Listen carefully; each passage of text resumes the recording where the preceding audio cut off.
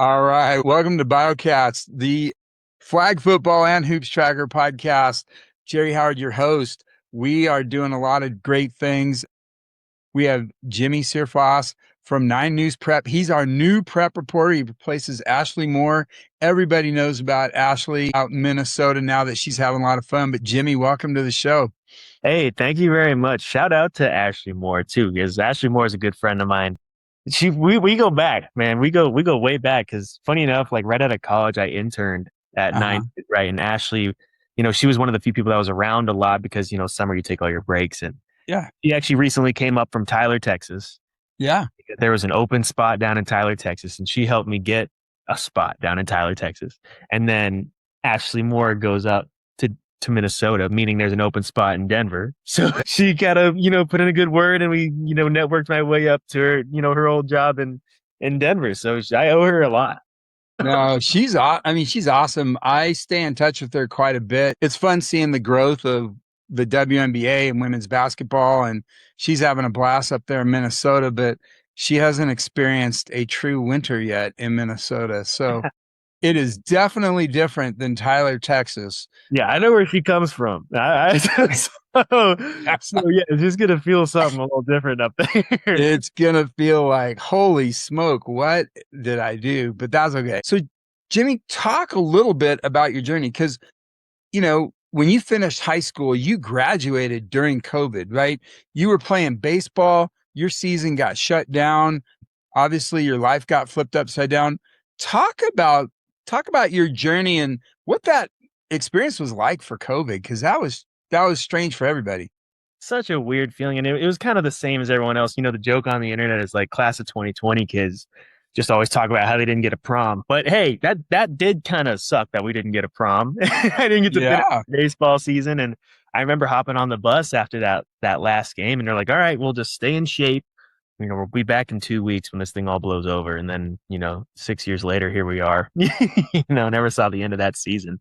But, Yeah. when I wrapped that up, I had a few options. I mean, I really wanted to. I used to go and play some tiny little baseball at some tiny little school, but I was like, let's go to Boulder, Colorado. I always wanted to go be a buff.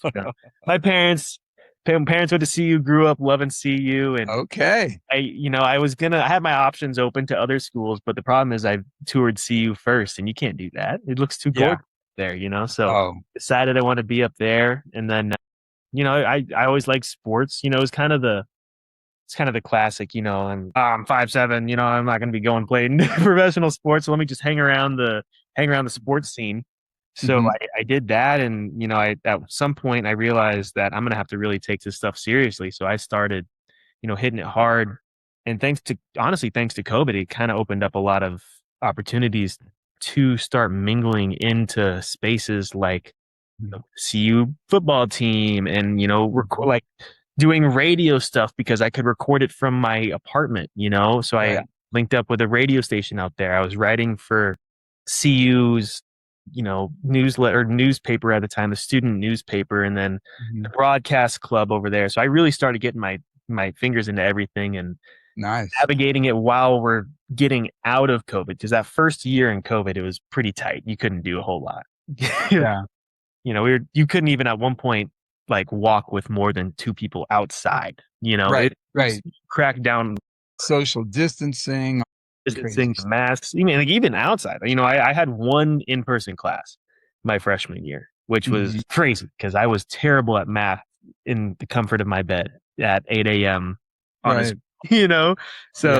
the one class I had was like a writing class. It was fun, but it was just weird navigating that time. And I think we're all still reminiscing on it. It's like, how did we get through all that? Just nothing's ever happened like that before.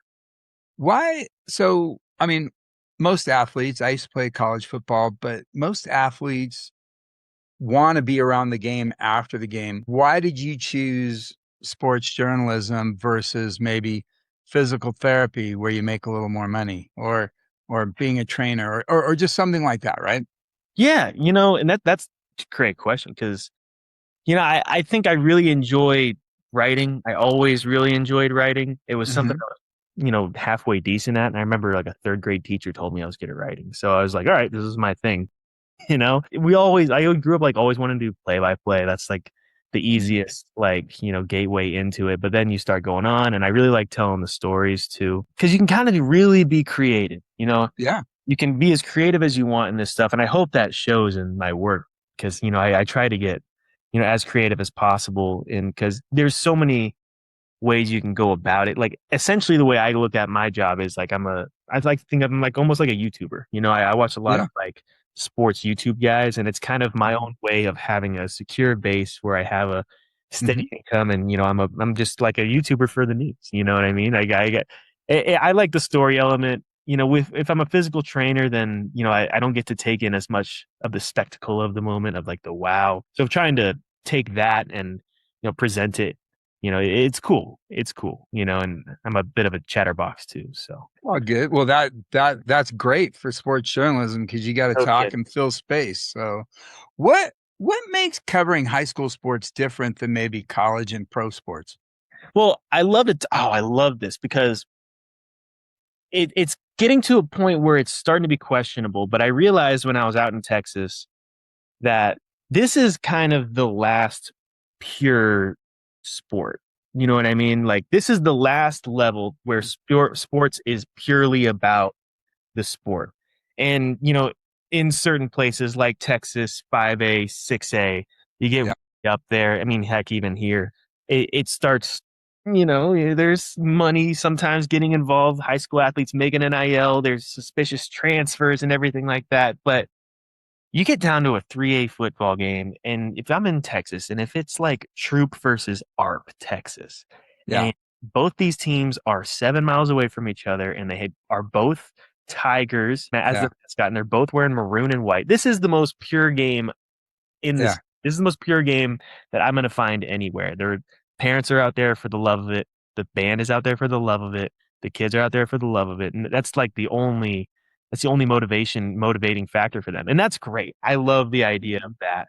And plus, these kids are awesome. It's great talking to these kids, and I've seen what they're up to because I don't know if I'm sure you've noticed, but like theirs content is fantastic too. Like these kids are getting really good at, making their own content, and that helps me and that fires me up seeing that other guys are, making these really cool hype videos, and that inspires me to try to make my own. So there's a lot of like ins mhm, and ways to be creative that I couldn't do in college as well. So it's like it's the purity mixed uh-huh, with the freedom to do whatever I want creatively and things like mhm. that.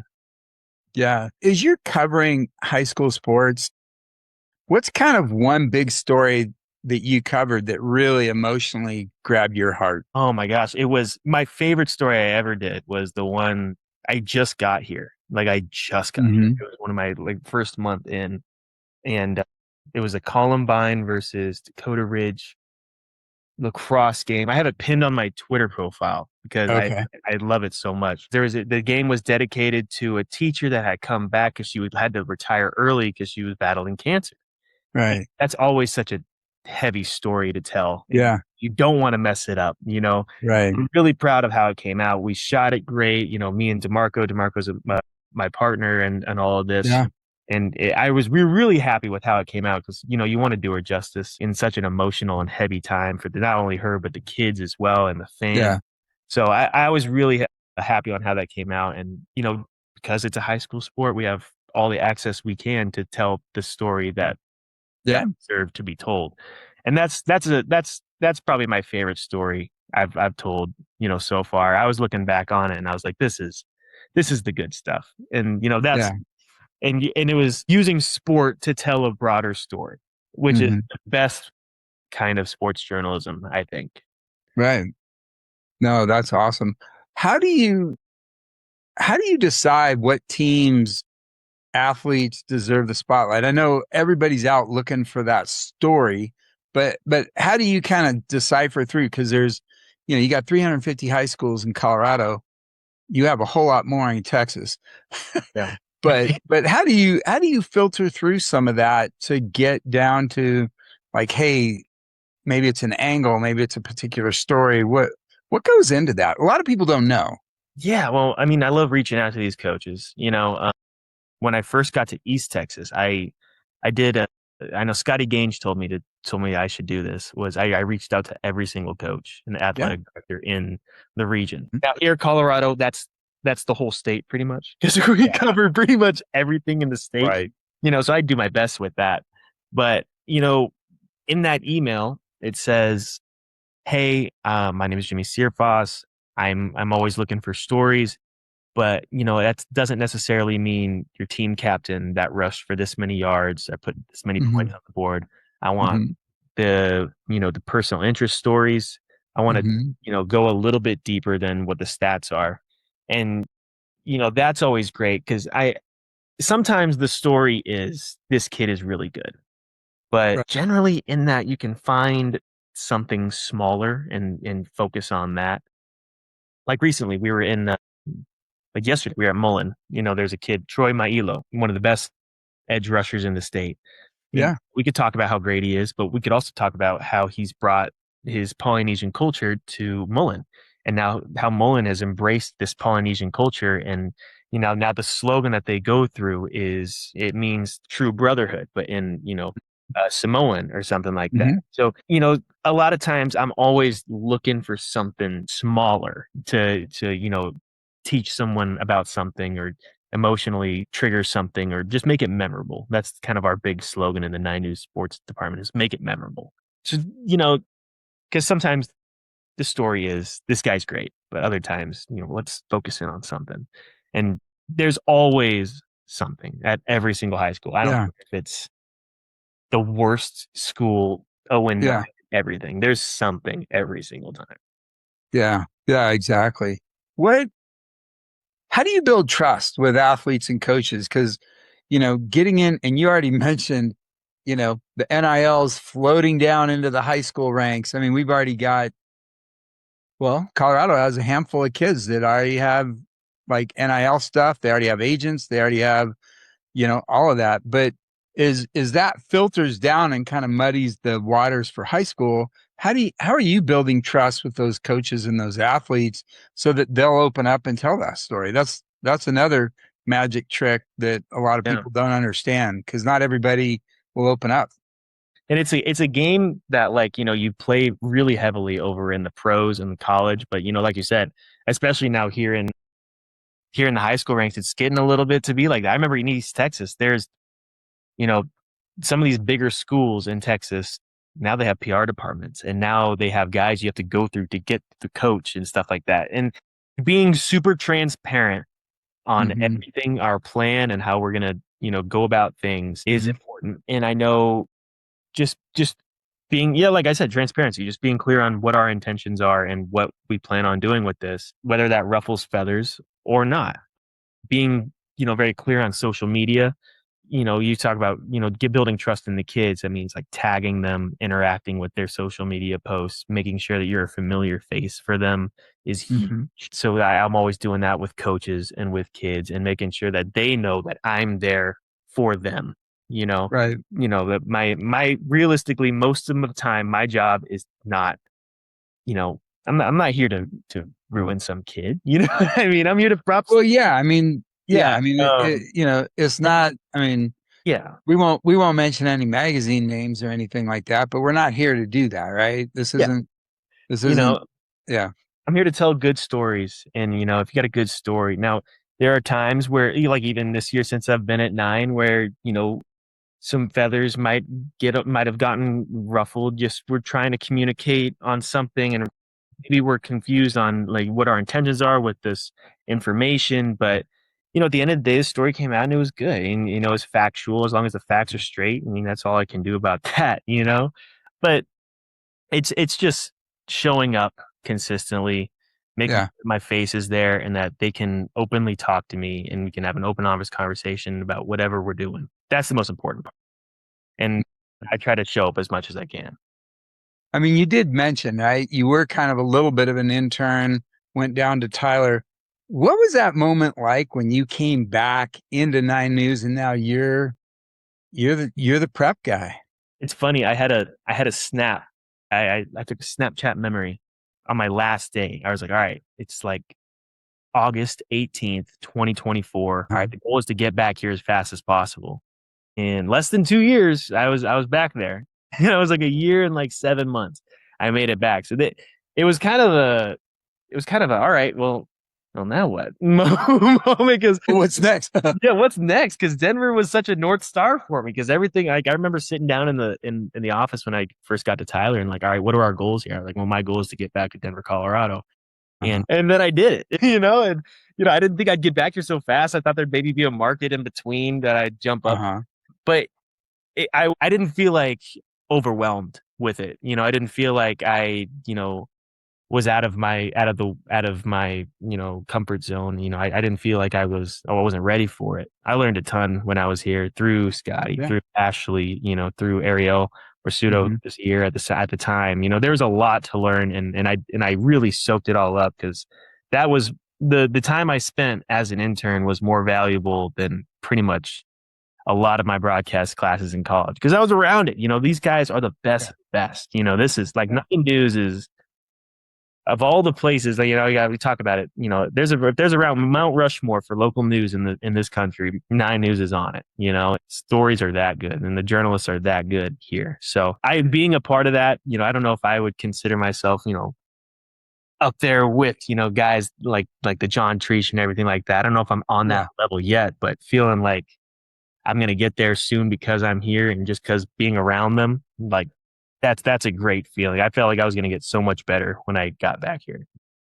Now, fall season just kicked off this week, and we don't have any there's nothing really big going on until, for another 7 or 10 days, but when you get into the heat of moment, what does a typical week look like for a sports journalist? Because a lot of people have these misconception ideas about, everybody sits around playing golf, doing this, and then they hit the thing, and then they're back on the golf course. I mean, talk about what's a normal week like when you're in the heat of fall season? Yeah, and shout out to DeMarco for trying to get me on this like good schedule. But I come in, my off days are Sunday, Monday. Yeah. Typically on Monday, towards the end of the day, I'm already kind of peeking towards What's game going things like that. What's going on this week? Generally, I have a good idea, but I try to get one story scheduled for Wednesday or Thursday. I can go shoot because we try to get a feature story in on? every week during the season, and then they're spending the rest of my week gathering content, whatever that looks like. So in the in the spring, what it was we try to hit at least 8 to 10 games total through the two or three of us Right. throughout the week. So we're trying to spot soccer games, lacrosse games, as many girls and boys at the same time. So make sure we're not too heavy in one direction, managing all of that. And it's a lot of planning on Tuesdays and then hitting it hard Wednesday, Thursday, especially Friday, because even I'm trying to figure out like how we're going to balance game of the week because I know I'm going to have to go out and talk to some of these coaches. We're going to have some live hits out there with some of these coaches, just trying to hype up and promote our games so we can make sure we're hitting the best prep rally possible. So Yeah. that takes some more planning, and what we know a lot of people don't realize in journalism is a lot of driving. Yeah. You're spending a lot of time on the road, Mhm. getting to games, getting to stories, and everything like that. So you're trying to take that into account. So like Tuesday planning, Wednesday shoot, probably hit a game. Thursday, probably edit that story, find a game, or maybe do a live shot or something like that. Friday, definitely we're live because of the game of the week. Plus, we're at that game. We got to put together highlights of that game, make sure we have it ready by the 10 o'clock show.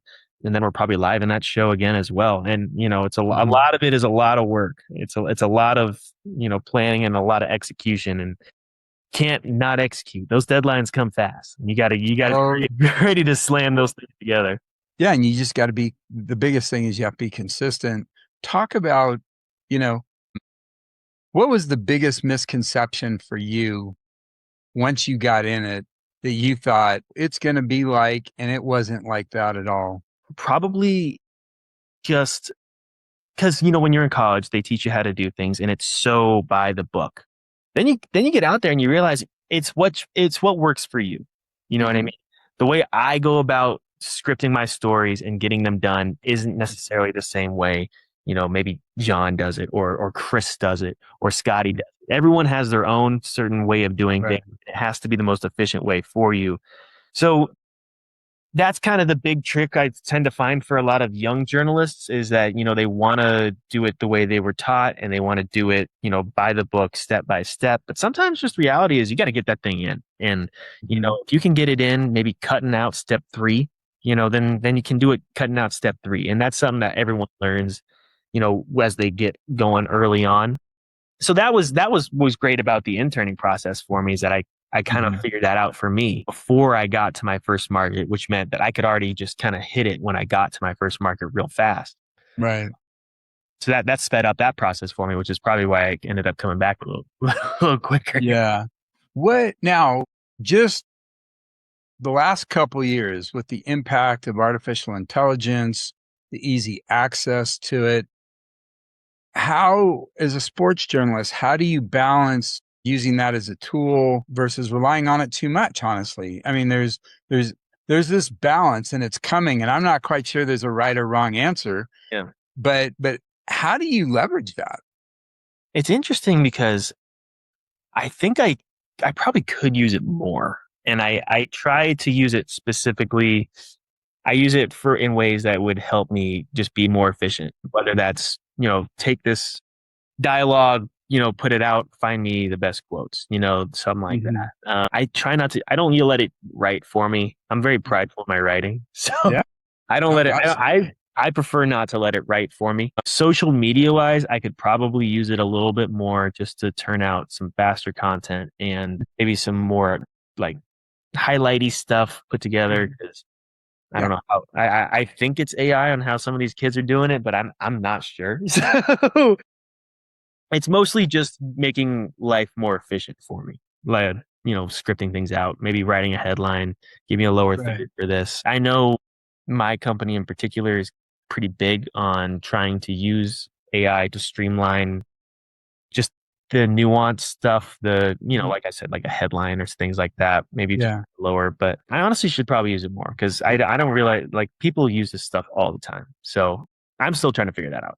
That, Yeah. No, and I think a lot of people are just with all the new technology that's hitting, and I'm probably willing to bet that's how the high school students are knocking some of this stuff out pretty fast.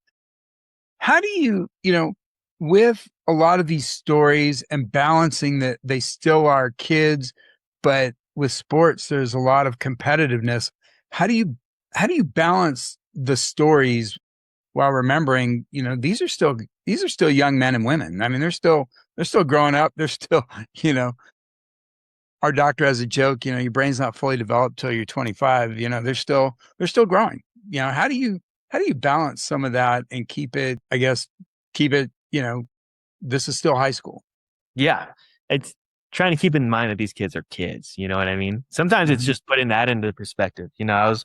I was doing a story recently. Her name was Shweta, and she had one leg, and she was teaching people with disabilities on how to ski. And I had Mhm. to take a step back, and I was like, this girl's like 15. Like Yeah. she spoke so like elegantly and clearly, Mhm. and you would have thought she was like 30, just the way if you Mhm. just closed your eyes and listened to her speak. But put it Mhm. into perspective, just like, wow, these kids are kids. And you know what? And Yeah. a lot of these kids are just having fun. Yeah. Especially in the sporting world, a lot of these kids are just having fun. And if I remember to just have some fun with it, then I can normally keep it in a place to where these guys are going to look back and be like, oh yeah, this was a good time for me. I want these guys to look back on these stories and remember that this is a good time. I'm having a good time here. This was a good time in my life. I haven't really faced too many instances to where I'd have to, like maybe these kids are acting maybe a little dumb and I've caught it and I'm, trying to remind these kids or like I have to sit back and remember like, hey guys, these guys are just young and being dumb and stuff like that. Like we had one incident, not really an incident, but there was like a track meet and this kid finished and he turned and started chirping at the other guy. And I caught that on film and we talked about it. And I was like, just heat of the moment. These kids are like 17 and, they Yeah. meet up afterwards, and I talked about that. It's important because sometimes social media can be really toxic with a lot of these adults and how they talk about these kids. Yeah. Even in posts that are like, hey, look at this kid, he's a stud. Yeah. Like I'll post like this is a 4-star, whatever. They're like, oh yeah, but whatever. And it's like Right. these guys are kids, and it's important to remember that these guys are just kids. And some Yeah. kids catch it really bad here in the state. And I couldn't believe how bad some of these people come after some of these like kids. Well, You know what I mean? I yeah, don't know. I mean, you've That was got, something. I don't know if it's they wish something. I don't know, but it's embarrassing a little bit for a grown adult in my yeah, opinion, to be coming after a kid that hard. yeah. Given your experience, all the things that happened to you literally in the last 6 years going through sports journalism, what advice would you give kind of to that younger generation that's coming up who want to maybe pursue sports journalism or try it out or Mhm. whatever? What would you share with them? Well, the best part about sports journalism is that you can totally try it out. You can totally just try it out. That's the best part about, Mhm. having a phone. If you got a camera and a phone, you can totally go do it. And, the skills that, like, if they wanted to maybe get into something a little more traditional, like what I do, my field is trying to get younger and my field is trying to look more like, the fast edits and, the more loose storytelling that comes with the new age of digital media. So if you can master that stuff and then figure out how to do it on a deadline, like Mhm. you are gonna be okay. If you can get up in front of a camera and feel comfortable, because you can get your reps doing that on your own. You can set up a podcast, you can set up a TikTok account and talk about something niche. If you're asking like, what would I give? I'd say I'd tell them to find a niche in some sport around your area because someone's going to care about it and Mhm. just become that guy. Whether Mhm. it doesn't matter if it's the little league area, like little league baseball in your town, because all of those parents are going to watch because you might talk Yeah. to their kid. High school sports is a great place to start, and there's a lot of great, high school sports accounts and things like that here in the state of Colorado, and they'll give you access because everyone's trying to promote themselves. And Mhm. that could be a great niche to start in. So just become that guy. Start doing a few stand-ups, talk about whatever's going on behind you. I would also tell them to make content that they want to watch. Because Mhm. I think when people think about, I'm going to do a stand up and everything like that right now, they think a little more traditional. But, kids aren't watching the news. You know what I mean? Like kids No. are going to watch, the way we traditionally present sports. They'll watch it how they want to watch it, whether that's a TikTok or a cool video with a ton of edits. Like make the stuff that you want to watch and you want to see, because that's what's going to Mhm. be appealing to the people that are growing up around you. That's what I tell them. Yeah. Now, being new to Colorado, but you were here 2 years ago, is there any like kids you were following when you left, and then all of a sudden you're like, holy smoke, wow, check her, check him out. Well, I remember, man, Gage Ginther. I remember watching him. I think he's doing good things right now. I Mhm. remember because when we were, it was before Coach Prime got to CU, and I was working for the 24/7, recruiting Mhm. site, and I was watching some kid down in Cherry Creek. I don't know where he ended up because CU was pursuing the wide receiver, but Mhm. CU had also reached out to Blake Purchase at the time, and Blake Purchase was just a beast in high school. He was like a linebacker for Cherry Creek. I was Yep. at Cherry Creek. This is Ralston Valley football game over at the NAC, and I was like a Mhm. junior in college, and I watched Blake Purchase just destroy this little running back.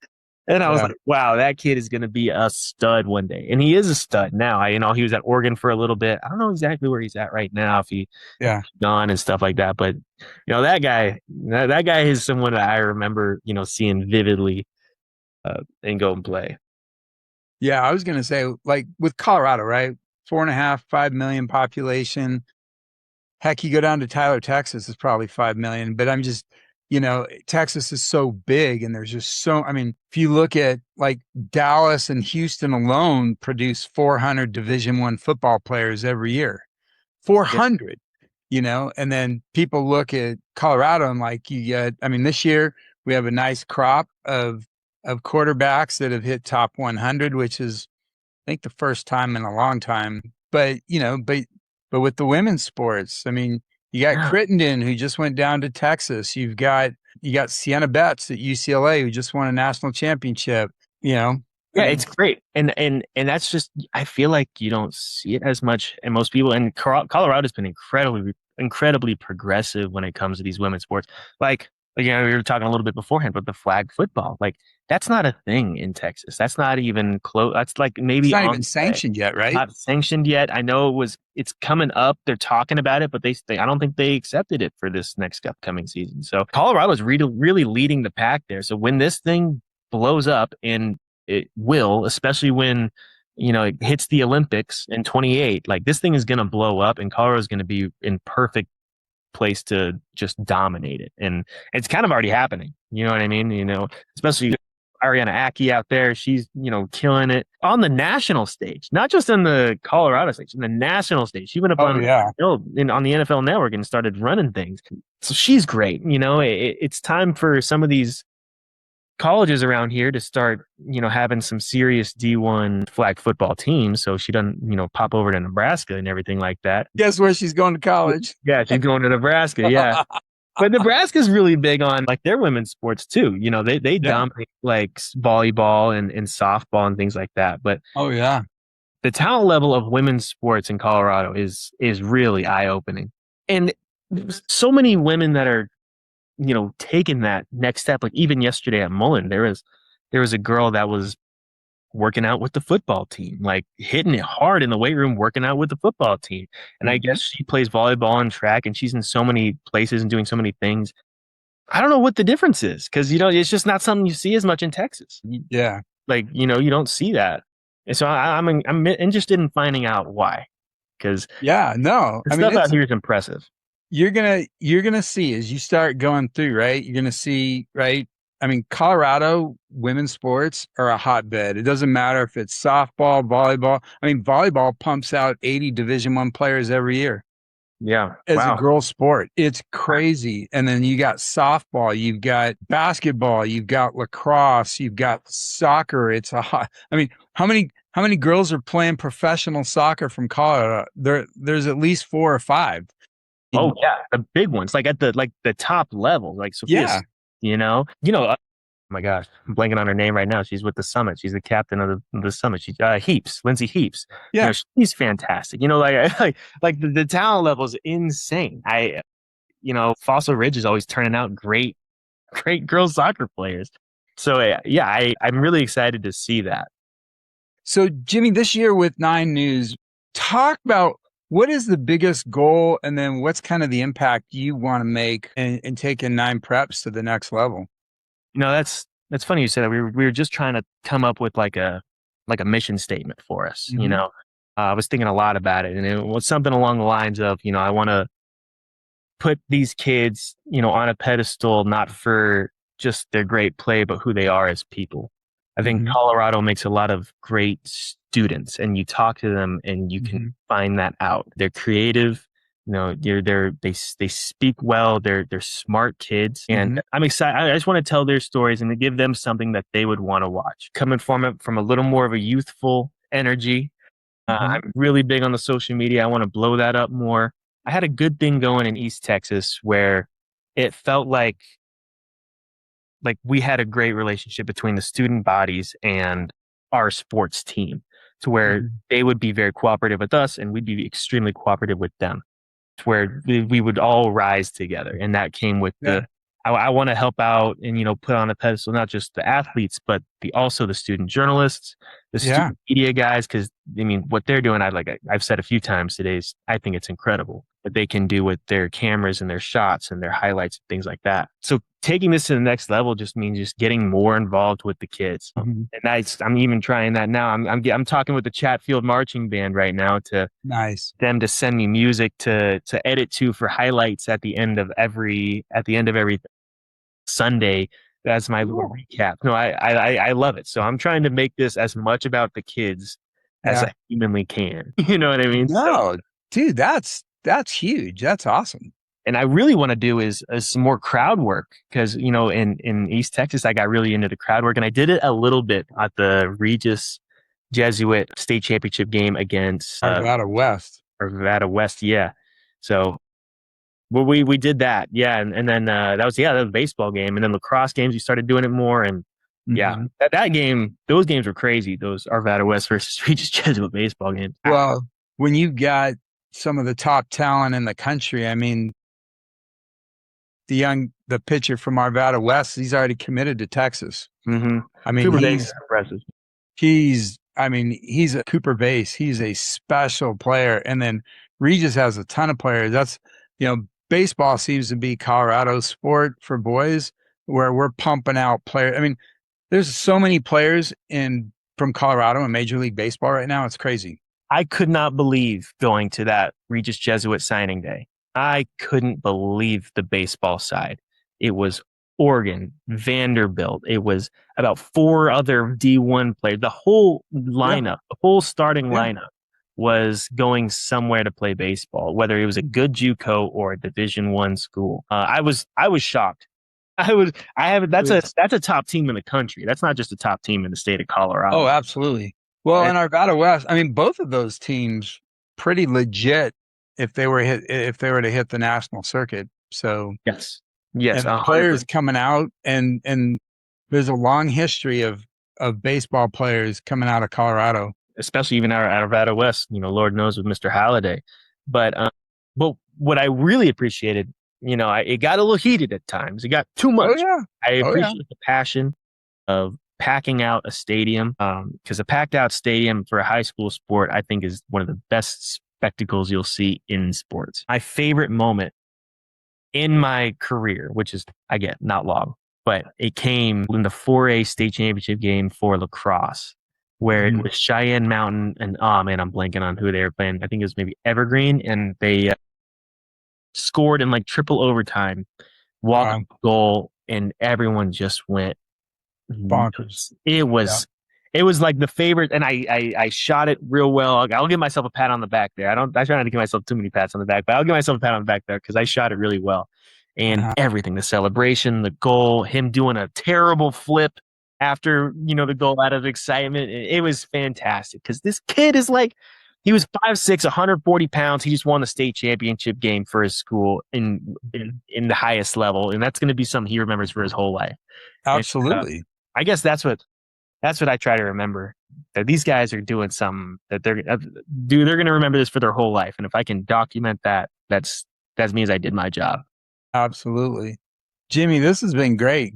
Great getting to know you. Can't wait to see you on the sidelines and checking out all the sports coming this fall. And just remember, basketball's coming. We're 100 days away. So, Very excited about basketball because of all things, actually, East Texas struggled in a little bit was basketball. So really, I've heard the basketball out here is very talented as well. So I'm excited to see that.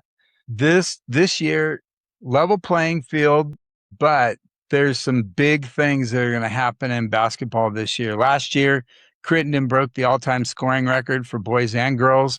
First person to get over 3,000 points, which is amazing. But yeah, no, this year, I can't wait for basketball because with the amount of talent that Colorado has, girl talent every year, we pump out Division I players left and right. But this year on the boys' side, we've got some serious D1 talent. So it's going to be fun to watch. Fired up for it. Well, I expect to see you out there too. Yeah, man. Well, hey, great. Thanks for coming on the show, Jimmie, and looking forward to seeing you. Yeah, anytime. I'll be back.